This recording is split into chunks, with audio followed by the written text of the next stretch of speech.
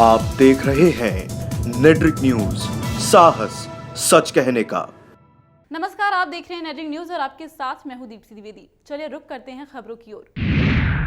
राहुल गांधी ने एक बार फिर प्रधानमंत्री पद की दावेदारी पेश की है। उन्होंने एक समिट में हिस्सा लेते हुए कहा है कि आगामी लोकसभा चुनाव के बाद अगर सहयोगी दल चाहेंगे तो प्रधानमंत्री जरूर बनेंगे और आम चुनाव में लोकसभा को बहुत अधिक सीटें मिलेंगी। साथ ही राहुल गांधी ने ये भी कहा है कि कांग्रेस सत्ता में आए तो 3 काम जरूर करेगी। पहला काम छोटे और लघु उद्यमियों को मजबूत, दूसरा किसानों को अहम होने का एहसास कराएगी और तीसरा मेडिकल और शैक्षिक संस्थान खड़ा करेगी। वहीं मोदी सरकार की नीतियों पर हमला करते हुए कहा, मुझे नहीं लगता आप किसी एक वर्ग के बारे में सोचकर देश को विकसित कर सकते हैं। राम रहीम सिंह के लिए राहत की खबर सामने आ रही है, जो कि हरियाणा के पंचकुला जेल में बंद हैं। सीबीआई की विशेष अदालत ने राम रहीम की जमानत मंजूर कर ली है। ये जमानत उन्हें डेरा सच्चा सौदा में 400 साधुओं को नपुंसक बनाए जाने के मामले में मिली है। अदालत ने दोनों पक्षों को सुनने के बाद आखिरकार इस मामले में राम रहीम को जमानत दे दी है। हालांकि ये जमानत मिल जाने के बाद भी बाबा राम रहीम जेल में रहेंगे, क्योंकि 2 साध्वी के साथ बलात्कार किए जाने के मामले में उन्हें दोषी करार किया गया था, जिसके लिए उन्हें 20 साल की सजा सुनाई गई थी। विवादित बयान देने वाले शिया सेंट्रल वक्फ बोर्ड के चेयरमैन वसीम रिजवी ने एक बार फिर बाबरी मस्जिद को लेकर चौंकाने वाला बयान दिया है और मुस्लिम समाज से अनुरोध किया है कि बातचीत के जरिए विवादित बाबरी मस्जिद हिंदुओं को सौंप दिया जाना चाहिए। उन्होंने दावा किया है कि खुदाई के दौरान मंदिर से जुड़े कुल 265 पुराने अवशेष मिले थे। इसी के आधार पर एएसआई इस निर्णय पर पहुंचा था कि ऊपरी सतह पर बनी बाबरी मस्जिद के नीचे एक मंदिर दबा हुआ है। सीधे तौर से माना जाए कि बाबरी मस्जिद इन मंदिरों को तोड़कर इनके मलबे पर बनाई गई है, इसलिए हिंदुओं को वापस कर दी जाए। टेलीविजन पर मशहूर रहे क्राइम शो के एंकरिंग करते करते पत्नी की हत्या के मामले में फंसे सुहैब इलियासी को दिल्ली हाई कोर्ट से बड़ी राहत मिली है। अदालत ने इस मामले में हत्या के आरोप में सुहैब को बरी कर दिया है। बता दें कि दिल्ली की एक निचली अदालत ने उन्हें पत्नी की हत्या का दोषी मानते हुए उम्र कैद की सजा सुनाई थी। 18 साल पहले साल 2000 में अंजू इलियासी की दिल्ली में उनके घर में ही हत्या कर दी गई थी। इसमें उनके पति सुहैब इलियासी को आरोपी बनाया गया था। आपको बता दें कि सुहैब इलियासी देश के खूंखार अपराधियों को पकड़वाने के लिए अपना क्राइम शो चलाते थे। विवेक तिवारी हत्याकांड की इकलौती चश्मदीद सना खान ने अपनी जान को खतरा बताया है। सना खान ने बताया कि जब तक मामले के आरोपी प्रशांत चौधरी और संदीप को सजा नहीं मिल जाती, तब तक उनकी जान को खतरा बना रहेगा। इससे पहले सना ने खुलासा किया था कि गोली लगने के बाद भी विवेक तिवारी की जान बचाई जा सकती थी, लेकिन पुलिस की लापरवाही से विवेक की जान गई। सना के मुताबिक गोली लगने के करीब 1.5 घंटे तक विवेक जिंदा था।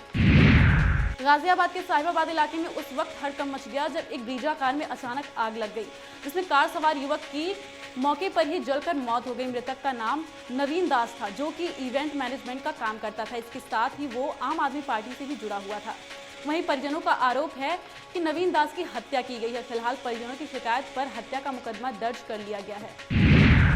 आगरा के अधिवक्ताओं में पूरी तरह से आक्रोश है, क्योंकि 12 अगस्त को वकील आशुतोष को गोली मार दी गई थी और जिनका इलाज चल रहा था। हमलावर दिन दहाड़े थाने के बाहर अधिवक्ता को गोली मारकर फरार हो गए थे। पुलिस ने कुछ समय बाद ही हमलावर को गिरफ्तार कर लिया था, लेकिन अब आरोपी की तरफ से अधिवक्ता पर ही मुकदमा दर्ज कर दिया गया है, जिससे सभी अधिवक्ता हड़ताल पर बैठ गए हैं और मुकदमा वापस लेने की मांग कर रहे हैं। आपको बता दें कि आरोपी मशहूर डॉक्टर, मेडिकल कॉलेज चलाने वाले डॉक्टर HS बैरागी के 2 बेटे थे और अधिवक्ताओं का आरोप है कि प्रशासन ने पैसे लेकर और राजनीतिक दबाव में ऐसा किया है।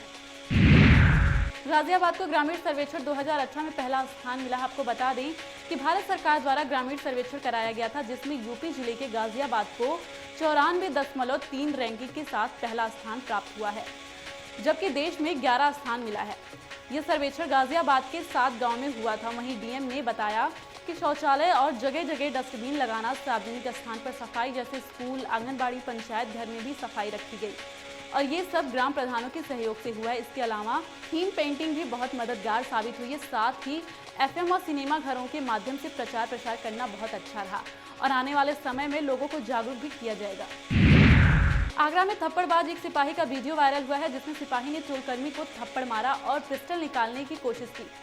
सिपाही क्राइम ब्रांच का बताया जा रहा है, जिसका नाम पंकज है। आपको बता दें कि सिपाही पंकज का टोल को लेकर कर्मियों के साथ विवाद हुआ और इसी विवाद में सिपाही ने एक टोल कर्मी को थप्पड़ मार दिया और कमर में लगी अपनी पिस्टल भी निकालने की कोशिश की, जिसे देखकर कर्मचारी वहां से भाग गया। पूरा मामला बाह थाना इलाके के टोल प्लाजा का है। अलीगढ़ में प्रधान की दबंगई का मामला सामने आया, जहां प्रधान और उनके लोगों ने महिलाओं के साथ जमकर मारपीट और अभद्रता की।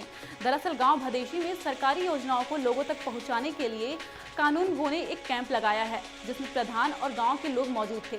लेकिन ग्रामीणों ने ग्राम प्रधान के कार्य पर सवाल उठाते हुए कानून गो से शिकायत की और कहा कि प्रधान राशन कार्ड बनाने और खाद्य सामग्री बांटने में भेदभाव किया करता है और शौचालय के नाम पर प्रधान ने लोगों से रुपए वसूले हैं। तभी प्रधान और उनके लोग जमकर मारपीट करने लगे और मारपीट के मामले का वीडियो वायरल हो गया। अभी के लिए फिलहाल इतना ही, लेकिन नेटरिक न्यूज में लगातार खबरों का सिलसिला जारी है। तो तमाम खबरों से अपडेट रहने के लिए सब्सक्राइब करें हमारे चैनल नेटरिक न्यूज को। नमस्कार। हमारे साथ जुड़े रहने के लिए हमारे YouTube चैनल को सब्सक्राइब करें, साथ ही बेल आइकन को दबाएं। नेटरिक न्यूज की खबरें सबसे पहले देखने के लिए।